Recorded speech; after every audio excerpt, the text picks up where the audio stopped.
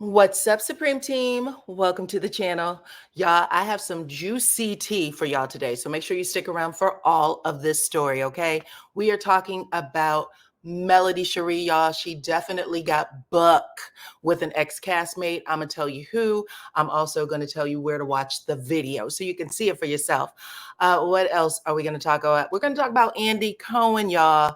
A lot of people have been trying to figure out what he would do if Martell was over there on the Bravo platform. Well, think no more, okay? You have to worry no more. He got his own problems with cast members who are now suing each other for revenge P. I'm going to tell you guys all about it. And then Marsau, y'all already know, loves to taunt people. And right now he is taunting KeKe. I also have some updates for you. So stick around for this entire video. You will not regret it. Make sure you hit that like button right now. Also share the video because that's how others find me, right here on YouTube.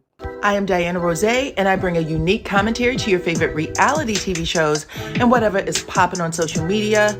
If you are not a subscriber, please become one. Hit that notification bell too, that way you don't miss any of my videos. I go by DYANAROZAY on all platforms, and I appreciate every single one of y'all for rocking with me.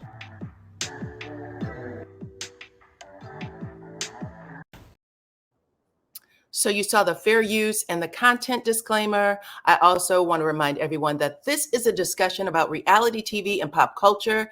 It is for entertainment purposes only, and all comments are opinion and alleged, okay? So let's get into it. I'm gonna give y'all this update first. If you missed my video from last night where I talked about Shereé and Martell getting the boot from RHOA, please check it out. The link is pinned in the comment section and in the description box. But y'all, I got an update last night from someone who sent an email. They said, please keep me anonymous, but Shereé and Martell were both fired from RHOA. So that is the comment that they had left, that they were given contracts and they were fired from RHOA. I had saw some information basically saying that they had already been filming. Shereé was, playing coy, would not confirm whether or not she would participate or was participating in the new season.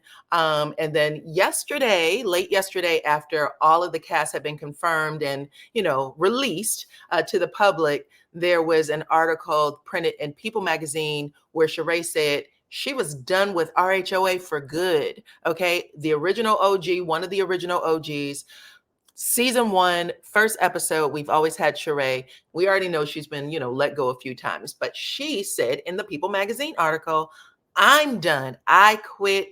This is no longer a good fit for me and my lifestyle. She said it was above her now, child. She's done with the cattiness and all of the fighting.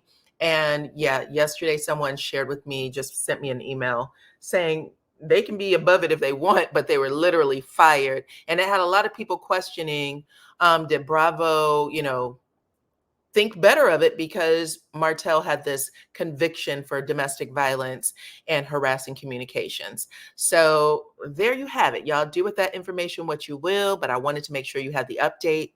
I also want to give you an update on Simon Guobadia, y'all, because he is talking back, okay? Yesterday, he had left this message in his IG stories. Clearly, he says, my next rescue needs to come from a pound. And he basically was calling his estranged wife, Porsha, a rescue dog, like a stray dog, right? This is what he's saying in his comment section. Apparently, he does not want her in the house that the judge said she can continue to live in until a decision is made on the divorce. And she can also film in until a decision is made on the divorce. So he's calling her a stray, that she shouldn't be there. Well, anyway, people started talking to him in the comment section, and he decided to talk back. So someone said, nobody knew who you even were before she picked you up from the pound, sis. Because a lot of people have been saying that Simon Guobadia, a very grown man, is in his feelings. And he said, understandably so, child. We don't run in the same circles. And then he literally tried to make it out like she's still beneath him. Oh my God. Y'all, listen, I already know what's going to happen in those comments because there's a lot of people who love Porsha, and there's people who cannot stand her, child. But anyway, people were very offended by the comment. Someone else said, calling a woman a rescue, a Black woman at that. Calm down before we, the people, tell the truth. Yikes. Someone else said, you're not her first millionaire, buddy. Okay, somebody said, listen, get yourself together. You're not her first millionaire or her second or her third. So don't be degrading. And then the last comment at the bottom said 8 marriages. You can't be serious, okay? Who are you calling a rescue from the pound, sir? Y'all let me know what y'all think about that, child. Porsha got hitters in the comments, and they were letting Simon know, you got some damn nerve, okay? How dare you? But yeah, so y'all let me know what y'all think about all of these updates. Martell in particular, getting the boot, had been signed to move forward with Shereé, of course. So if Shereé quit or was fired, clearly Martell can't continue either, because that would have been his storyline. But a lot of people are saying that he was, given the axe because of the conviction, domestic violence, harassing communications. So with that being said, let's roll on over into this next story, because I told y'all that right now, Bravo have their own Revenge P allegations and actually lawsuits currently with their highest rated cast right now, which is Vanderpump Rules. Now, I just want to say Vanderpump Rules still, they haven't beat the numbers of ROA. When ROA, RHOA, Real Housewives of Atlanta, was in its heyday, it is currently still, those numbers are up there. Nobody has beat them, including Vanderpump Rules, but Vanderpump Rules do get the highest numbers of all of their reality shows on any franchise right now. They're doing over 800,000 views per episode. And I have already shared with y'all, I think on Saturday night, I shared with you guys, because I saw a lot of people on different platforms talking about what I said. They didn't give me credit, but they were like, oh, isn't it interesting that these things are happening on Vanderpump Rules? Baby, I brought this to the forefront. The same thing that's happening on Vanderpump Rules right now. What we saw on Love and Marriage Huntsville is happening on Vanderpump Rules. If y'all missed that live from Saturday night, check it out. I believe it's pronounced Charnita from Charnita's World had stopped by, and she talked to me on the panel.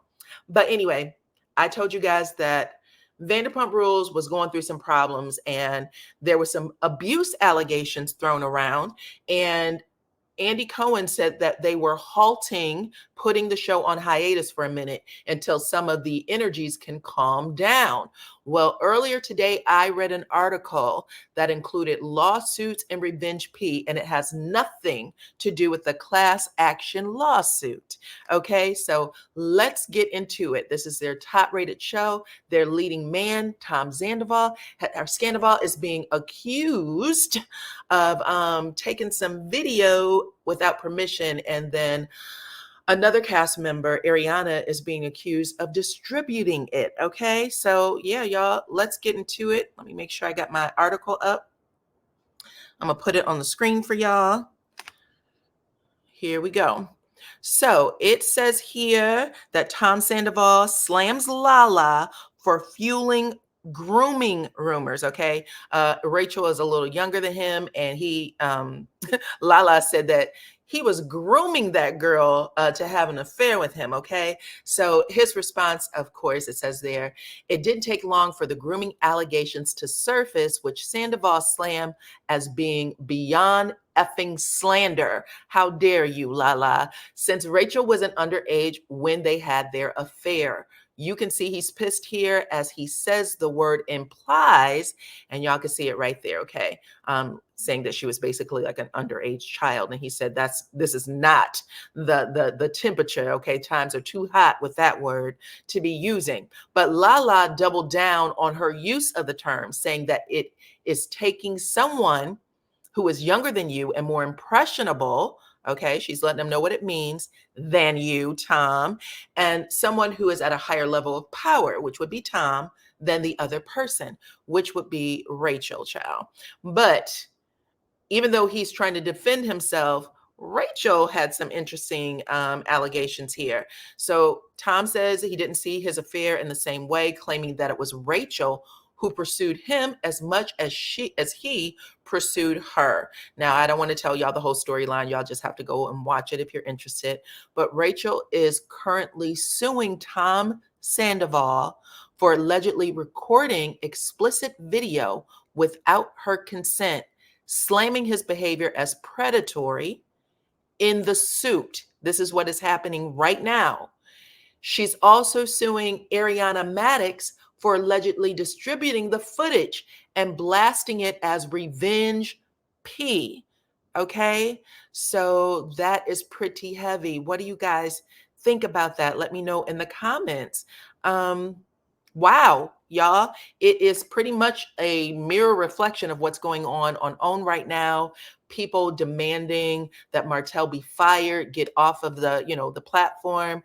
It looks like Bravo is asking, they're probably right now sitting at a table and discussing it. What should they do next? This is their leading show, leading players on the show, leading man, leading woman. So yikes. Y'all let me know what y'all think about this in the comments. And if you watch the show, tell me what you think about these allegations that came out today in print so that everybody can see. Bravo is a much bigger platform than OWN. So what they do over there could, take precedent and how quickly they get this resolved. And, when will they start filming for Vanderpump Rules again? I mean, they are definitely going to move forward with filming. They're not going to trash the show. So what are they going to do about Tom and Rachel? So y'all let me know what y'all think in the comments. Please and thank you, Joe. It's a whole lot. It's a whole lot. We're going to get on to the next story, which is right here. Let's talk about Melody Shereé first, child. Hold on. I told y'all that I had some video footage of Melody Shereé.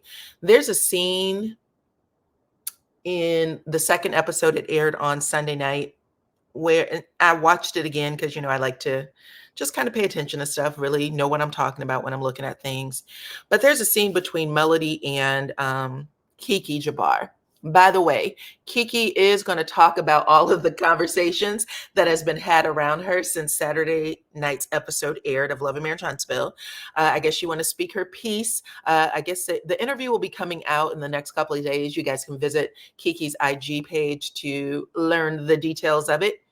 But KeKe is sitting down having this one-on-one with Melody Shereé, child, and Melody basically slams KeKe. She lets her know, you and I thought we were friends. I thought that you came onto the show. I gave you an opportunity, is how she put it, to come on this show and share, about your recovery, about this book you were writing, and you didn't do any of it, is how she basically says it. And then, child, before she says that, or after she says that, she said,